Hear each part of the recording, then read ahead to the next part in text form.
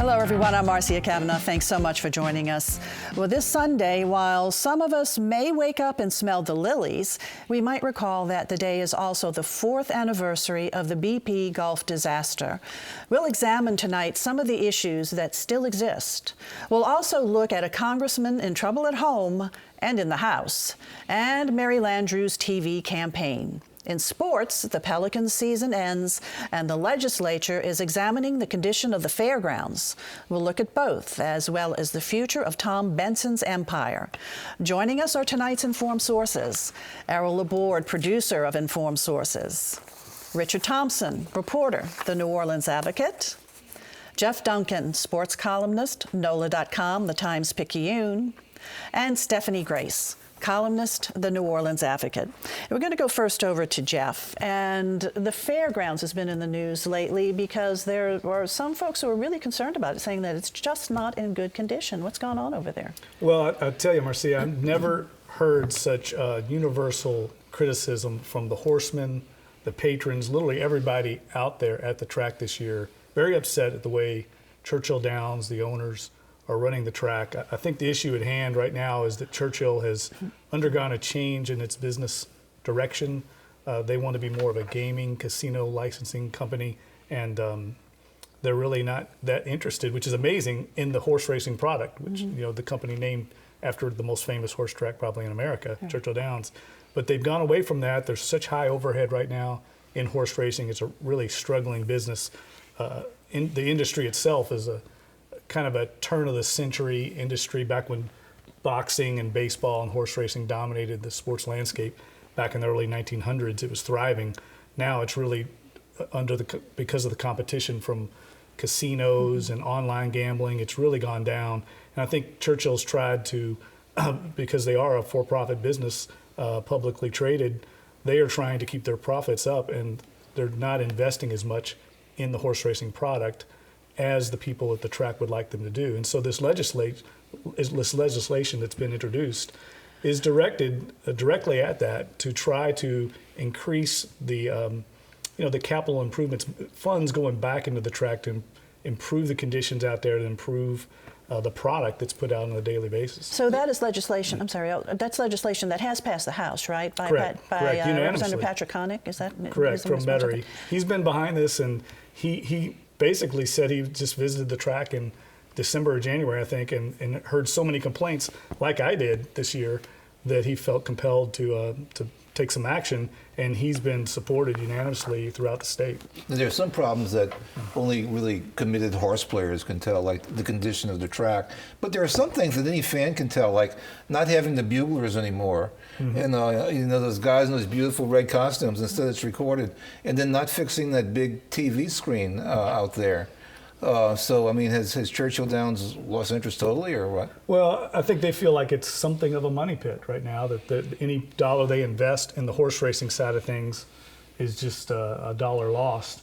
And it really rubs people wrong, because their annual report came out in February, and they announced record profits, $780 million, the record for their company. So, I don't think anybody at the Fairgrounds is saying you need to pour money into it, but just let's keep it up. And maybe and it's been proven also, it should be pointed out that not every horse track in America is suffering. Oaklawn, right up in Arkansas, is thriving, having all kinds of record attendance numbers. The handle is way up. Same thing at some of the smaller boutique tracks like Keeneland in Kentucky, Saratoga in New York. All those tracks are thriving. But one of the problems we have here is it's mandated they have 80 racing days in the meet. I think it's too much. I think they should concentrate on quality over quantity, and that's something that Churchill Downs is going to have to sit down with the Horse Racing Commission and try and come to some kind of happy medium. So this legislation would dedicate a portion of the slot revenues, and that's really where the money's being made, in the slots, right? Yes, 10% of their revenue would be overseen by the Louisiana Racing Commission to go towards capital improvements. Things like the turf track, which is the grass track we've seen at the Fairgrounds. That track needs, some kind of dedicated money to improve it, because right now it's not draining properly, and they're forcing every race off the turf track right now. So it's a real issue for the horsemen. It's a real issue for the patrons, And hopefully this legislation will, take care of that. And there's already some dedications from that money to begin with, like City Park gets a percentage from the casino thing, but I think this is just upping the ante and tightening the rules a little bit.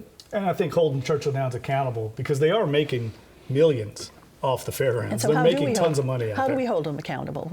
What's the recourse if they don't comply with what we would like to see them do? I think we just have to pressure our politicians, because it is a privilege. Getting a gaming license is a privilege.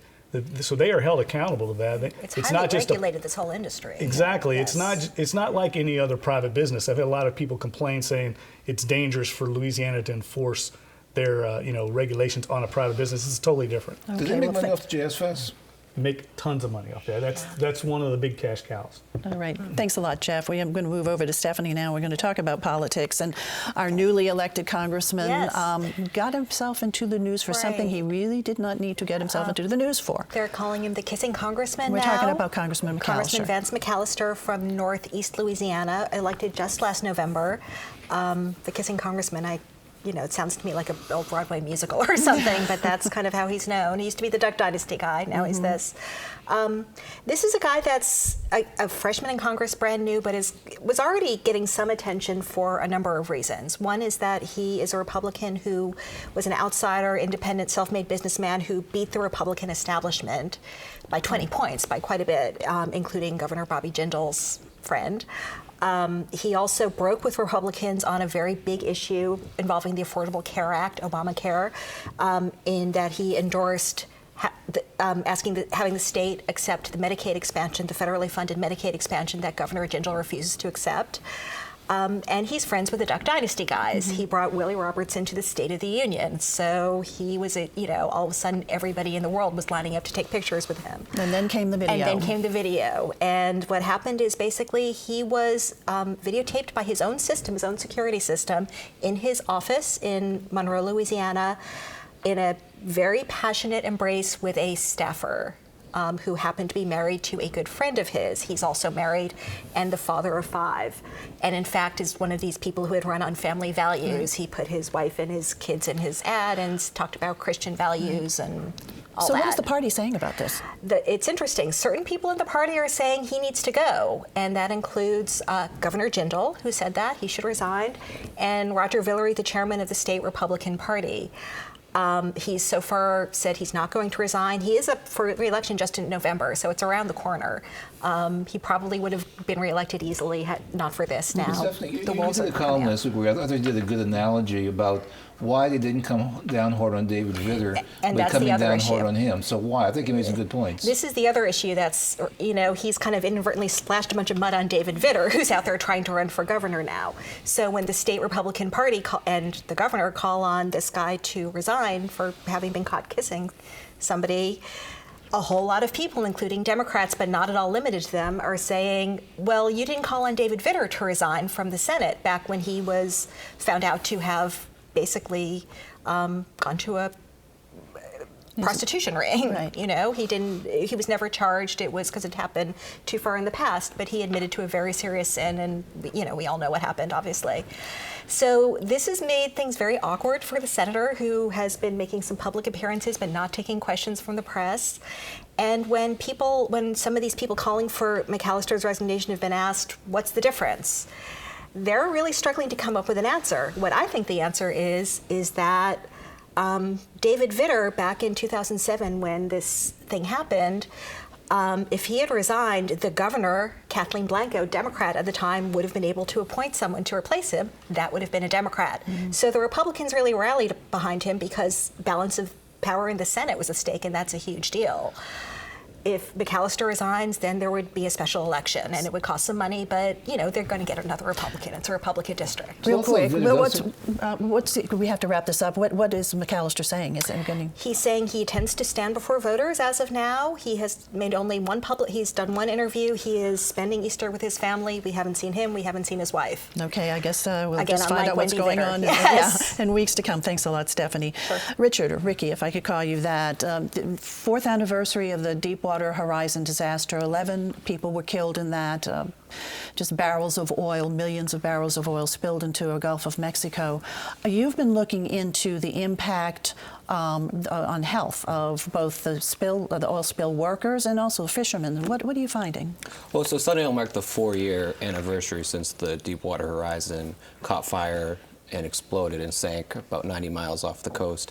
And in the last 4 years, we've gotten some answers on what led to that, the response after, and how BP and others worked to kind of contain the oil and limit the damage to it. But one thing that we haven't really learned a lot about was the impact of the oil and the dispersants that were used to clean the oil on residents along the Gulf, and also the fishermen who who went to work for BP couldn't fish because of the oil, so BP hired them at a rate that many just couldn't refuse to go out and to work and clean the oil, to lease their boats. And so now, 4 years later, we're starting to see some of these. There's a lot of testing that's been going on, but there's still also a lot of lingering health concerns among, a lot of these people live down in Plaquemines and live in St. Bernard, where the access to health care and clinics just hasn't always been there. I talked to a crabber from St. Bernard, for instance, who's still experiencing, he wakes up hacking, coughing a few times a week. He has migraines, which he blames from contact with a dispersant. He remembers the first time he sniffed it when he was out in the water. He just felt nauseous. He just went into a freeze. I spoke with a shrimper in Jefferson who's experiencing similar problems, says he can't really smell as much. The only thing he can really sense sometimes is coffee. Never liked coffee before, but now all of a sudden that's all he can smell, and he'll reach for a cup. Recently, there's one study that started to show some of the early returns last week. They've got about 33,000 people enrolled, and mostly right now we just know about some of the level of stress. They say that about 30% of the cleanup and response workers are experiencing moderate to severe depression and anxiety, more than those who didn't.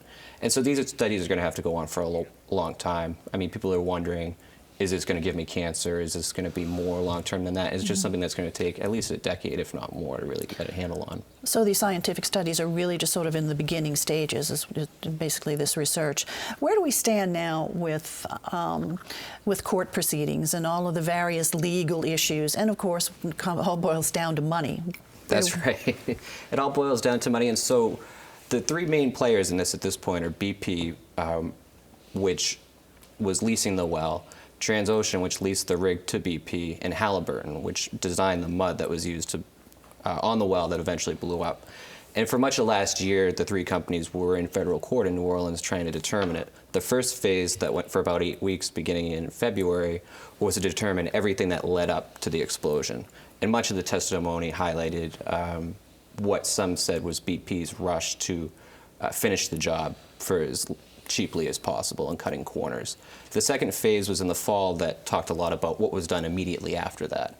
And now at some point, I think at the beginning of next year, we're going to have to see some kind of penalty phase where the main question is whether BP and the other players were negligent, grossly negligent, or just completely reckless in the process. And that determination will ultimately be used to figure out how much in Clean Water Act and other environmental fines they'll pay for that. That's one side of it. The other side is that up until now, 4 BP employees have been indicted for their roles in the disaster. And just last year, we saw Kurt Mix, who was an engineer who was hired to determine how much oil was gushing from the well. He allegedly deleted, or I guess he was convicted now of deleting text messages that he was supposed to have saved. And he was found guilty on one count and not on the other. And he's scheduled for sentencing sometime in the middle of this year.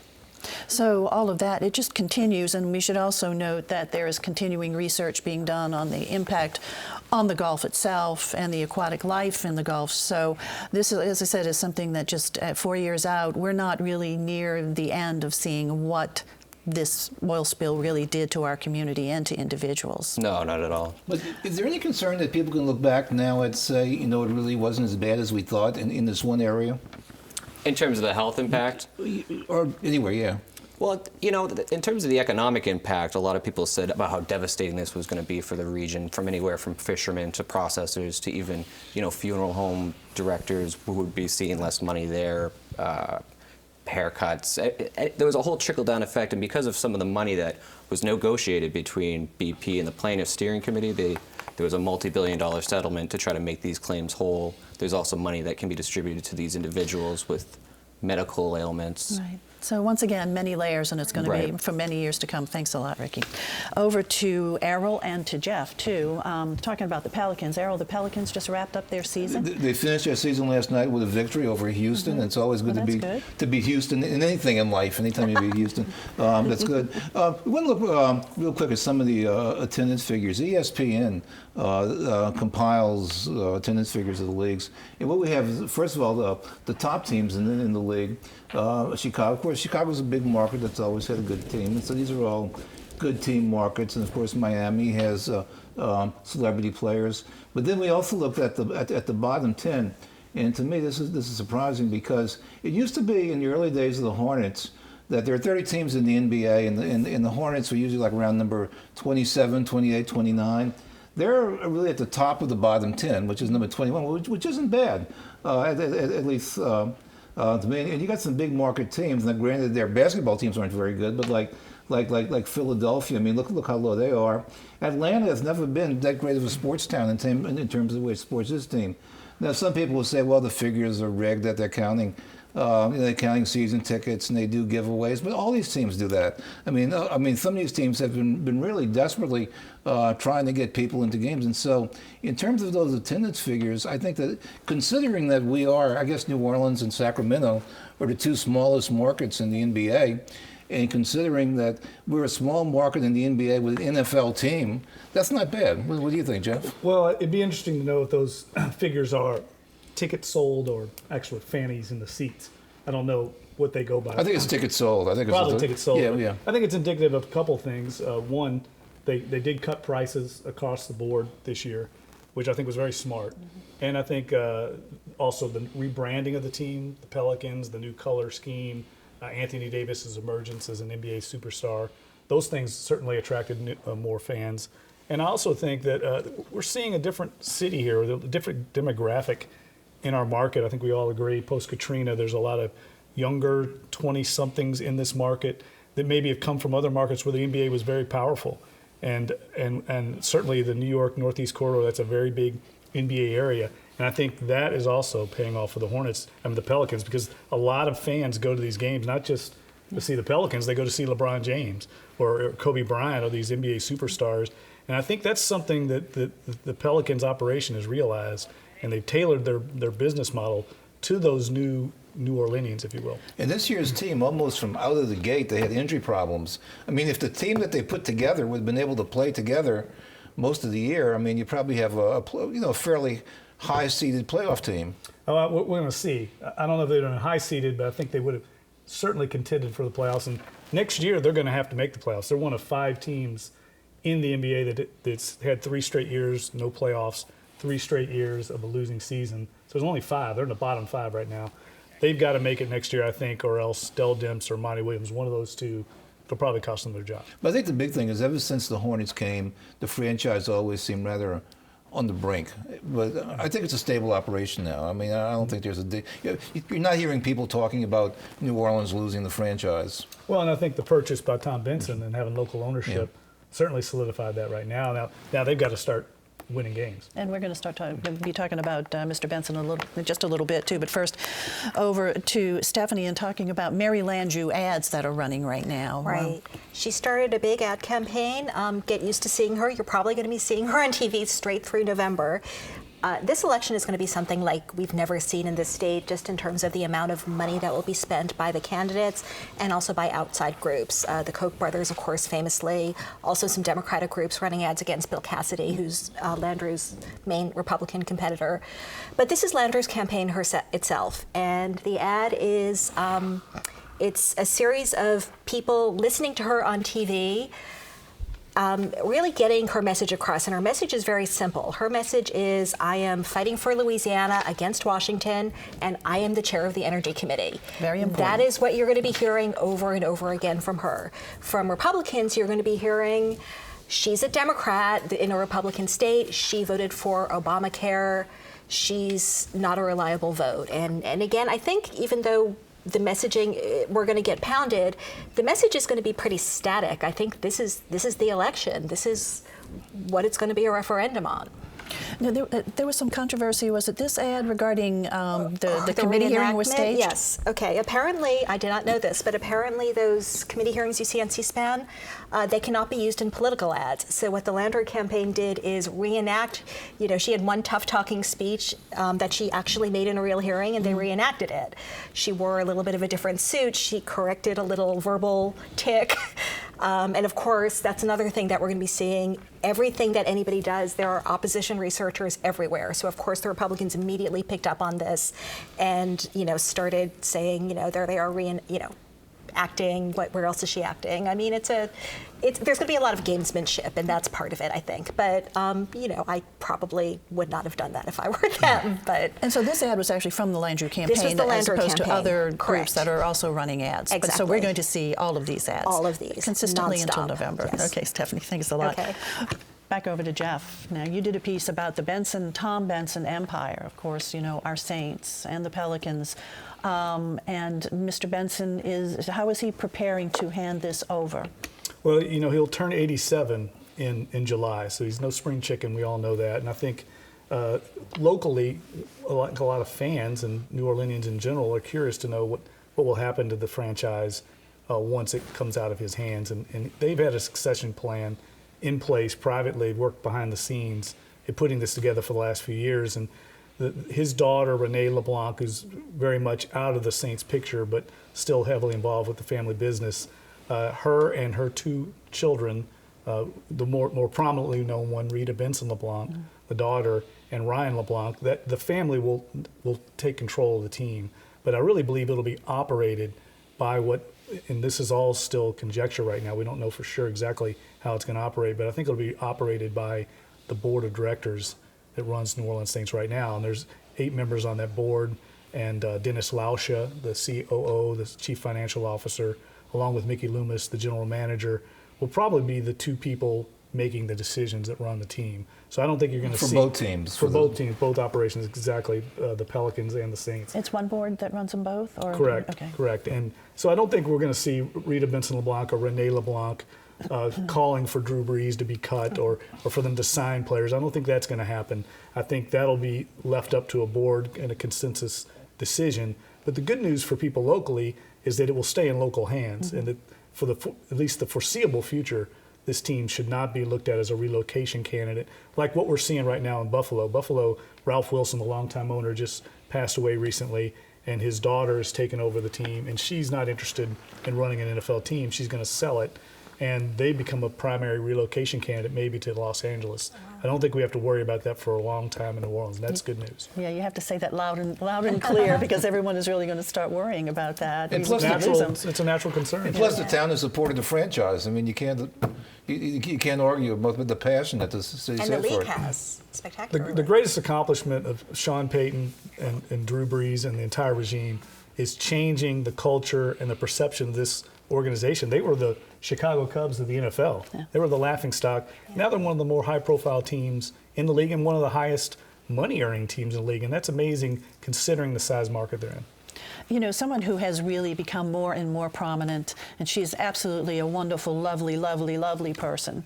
What you see is absolutely real, and that is Mrs. Benson, Gail Benson. What role do you think that she would have? What role does she have right now, let's say?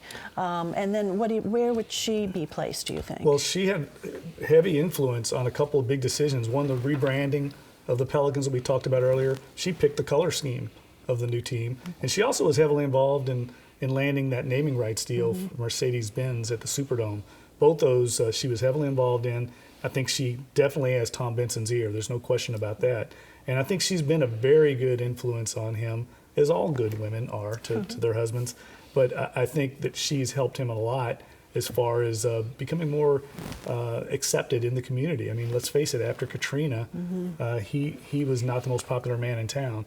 And I think she's smoothed over those rough edges to some degree. But as far as going forward, I don't think she'll be involved with the team on a decision-making basis. She may have some small piece of the team, but she will definitely be part of the Benson family. Well, within the NFL, is it usually like a family business and team ownership and it's passed along? Is that generally the way it works? That's how the NFL would prefer it, especially when it's a stable family. And they're very happy, the NFL, with how things have played out here in New Orleans, and they should be. I mean, it's been one of the great success stories in the league, and I think they would prefer this team to stay here. You know, New Orleans is situated geographically in a very favorable location. But once you get between Houston and Atlanta, there's really nothing there, and so the New Orleans market dominates the entire Gulf Coast area. They don't ever want to lose that. That's a big market when you consider it regionally. Right. For the NFL, and so it's in their best interest to have a team. And they have the Dome, and they got New Orleans as a Super Bowl location. I mean, as a favored Super Bowl location. I mean, I think they want to keep that building in the league too. You know, well, there's no doubt, and you know, it looks like we're going to be one of the two markets bidding for the 2018 Super Bowl, and Tom Benson will be a heavy player in that decision. And we should say that Mr. Benson, while he is an octogenarian, he's 87, he is very vibrant, and he is a very astute businessman and still very involved, right? As a matter of fact, he's taking an interesting trip soon as well. Yeah, he's going to be up at the Kentucky Derby the first Saturday in May, and he was standing up cheering last night at the Pelicans game when they defeated Houston. But I just think it was amazing that few cities can claim is that there's local ownership for the NBA team, but also local ownership for the naming rights organization for the NBA arena. And for a town like New Orleans, that's pretty hard to accomplish. So in a market that's very difficult right now, the naming rights and market is kind of dried up, and both those were sold. Very big for the organization. Very good for the organization. Let's go look ahead right now, Errol. Over to you first, looking ahead. Well, a lot of fanfare. A couple of years, chefs John Foles and Rick Tremonti out of Chicago opened Revolution, the French Quarter. This is going to change the future of dining. Well, next week they're going to be making a big announcement on the Jackson, Mississippi, and it sounds like there's going to be a Revolution Part 2, or some sort of spin-off of that they'll be announcing. Great, Ricky. Well, next weekend at Jazz Fest on the first Saturday, Fish will be headlining for the first time since '96, and the last time it sounded like a lot of people around here that went, even band members have said in interviews that they'd be surprised if they were ever invited back. You started seeing more of their loyal followers who come out in droves, kind of drowned out the rest of the regular Jazz Fest crowd. Yeah. And so we'll have to see how that goes. It was a very crowded day that day. I remember that. It was very, very crowded. Earl, I'm glad you asked. I've seen them 37 times. I think you like them. I think you like them, Jeff. Wow. Well, next week on that same theme, next week is the Zurich Classic, the local PGA tournament in town. I just got back from the Masters at Augusta, so I've got golf on my mind. And the second place finisher at Augusta, Jonas Blix, will be playing in the Zurich Classic, so be a name to watch. Good. Yeah. Stephanie, quickly. Also next week up in the legislature, it's going to be Medicaid Day. Democrats are going to try to pass a constitutional amendment to let voters vote whether to accept that Medicaid money. It's not expected to pass, but this is going to be an issue for a long time to come, and that's why they're doing it. Big week in the legislature. Yes. Thanks so much, everybody, for being here, and thank you all so much for joining us, and have a wonderful Easter holiday, Easter Sunday, and we hope to see you again next week on Informed Sources. Thanks for joining us. Good night.